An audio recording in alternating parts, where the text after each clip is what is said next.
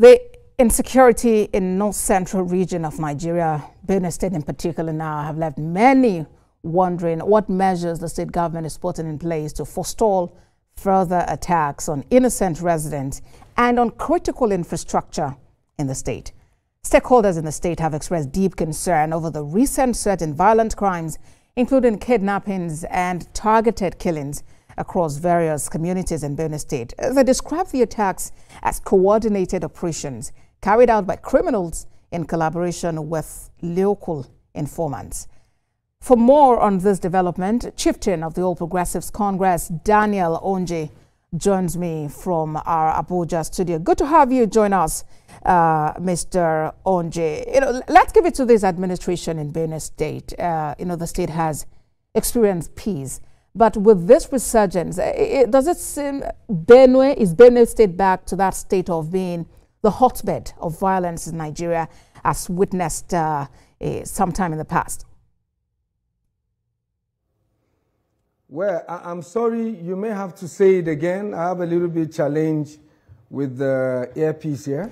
All right, Mr. Onjeh, I'm talking about the fact that there have been commendations, for Governor Hyacinth earlier, the fact that the state has experienced relative peace, but we're beginning to see resurgence of violence in the state. And so I am asking, is it that Benue State is now back to being the hotbed of insecurity in Nigeria as witnessed, sometime in the past?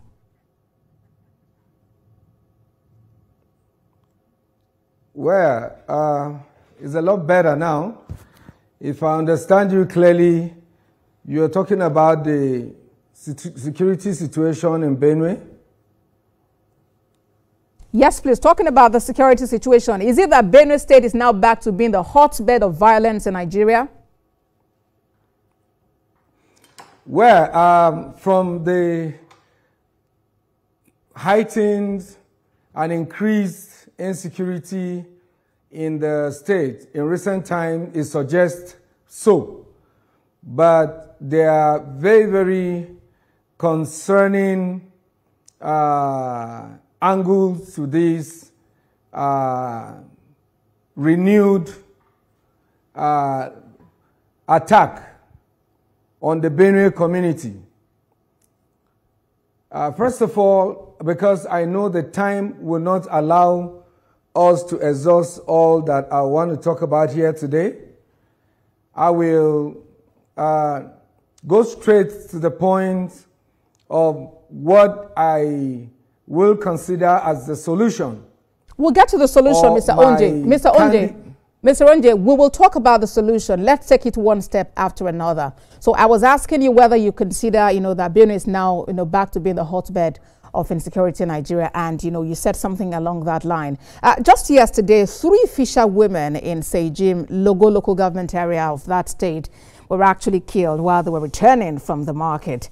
And last Thursday, both the driver and one of the passengers of Benue Link's bus were killed. Others were abducted, as some managed to escape, but thankfully those who were kidnapped, have actually now been rescued. What is responsible for this resurgence in violence? Well, I am one person who wouldn't want to either stereotype or profile any ethnic group in Nigeria. Whether stereotyping or profiling, they're both synonyms and also have a bit of nuance, meaning they are the same but slightly different. Profiling, I think, is deeper on the negative side. That is where the insecurity itself thrives, where there is division among the citizens of the country or indigenes of a state over security issues. This security challenge we have, not peculiar with Benue State, are beginning to assume some troubling dimensions that makes them multifaceted and multidimensional. So you discover that the security challenge in Zamfara is different from the challenge we face in most states in the North Central. different from the ones we faced in Southeast or any state of the Southwest. But the current challenge we're facing in Benue is a mix of external and local collaborators who are terrorizing the communities. Why I said I wouldn't want to either stereotype or profile any ethnicity in Nigeria is because our constitution has a place for criminals in the ilk of terrorists, bandits, and even kidnappers. So I would rather we approach and treat these issues as criminal issues and in pursuant to the provision of the constitution of our land than profile a particular ethnic group. I think the word herdsmen have been over time been used in a very wrong context. If you take the dictionary meaning of a herdsman, it's someone who attends to cows, cattle, and taking it as a preoccupation. So if a criminal element embarks on acts of terrorism, banditry, or kidnapping, and we begin to profile, to say it is herdsmen, same people will hide under that guise and escape justice. I hear because you are even dignifying them. Because you are even dignifying them, suggesting that they have one form of trade they are doing. There is nobody who is attending to his cattle in the bush that will go there with the sole aim of attacking people or kidnapping. He will rather prepare and go into the field and commit these heinous acts. I hear you, Mr. Onjeh. I hear you. We really need to move, very quickly because there's a lot we need to cover. Let's talk about the impact that this is having on residents in Benue State. Exactly how is it affected business and affecting communal life there? Well, definitely, there was a serious pandemonium some days back. You mentioned the kidnap of the boss last week, and then also several other incidences that happened, like a retired controller of immigration who was killed. This is someone who is very, very respected in his community. He attended a local community meeting and made a very courageous suggestion in line with the suggestion that have been made by some heads of security organizations, by people like General T.Y. Danjuma, and several other persons, that citizens should rise in defense of themselves and their communities. So he told the same line to suggest that the youth will have to defend themselves. And 2 days after attending the community security meeting, he was assassinated. He was killed in cold blood. He was attacked. But the good thing is that some arrests were made when the security operatives got a tip, particularly the local guards, the state-owned security guard. They got the tip and they went after these criminal elements in one of the communities in Otukpo local government, and they were apprehended. It is said or alleged that the wife of the immigration controller who was killed identified one of the people arrested now as one of the people that killed her husband because she was at home and she saw it. Now we have a challenge at hand. Every now and then, the citizens and indigents here, if you see something, say something.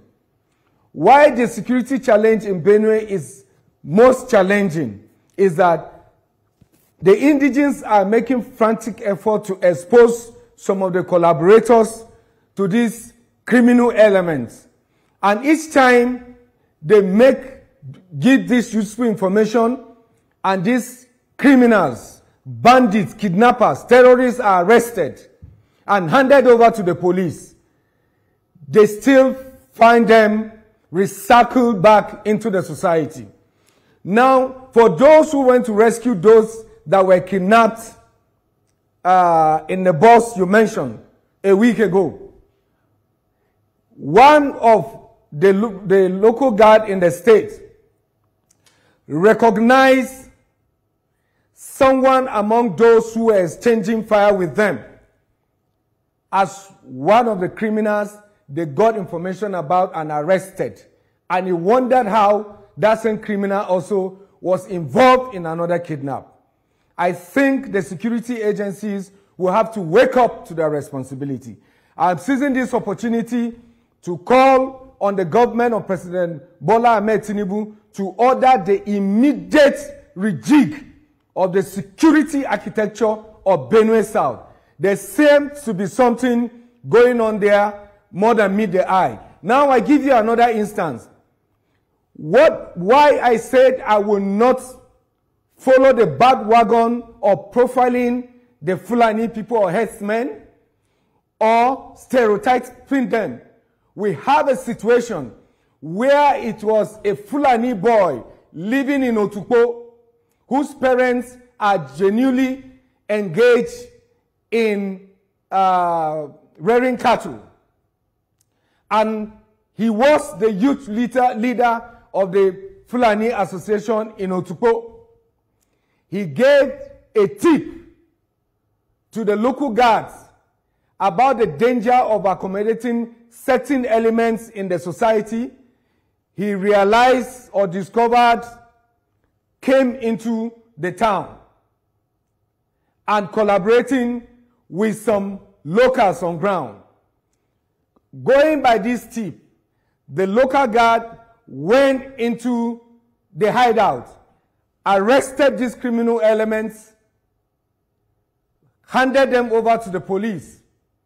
As I speak with you, according to the confessional statement of one of the leaders of the local guards, civil guards we have in Benue South there, he said they didn't hear anything about it again after they were moved from Otukpo to Makurdi. And then next, with the recent arrest that was made, they are identifying some persons among those arrested as being part of the earlier arrests they made.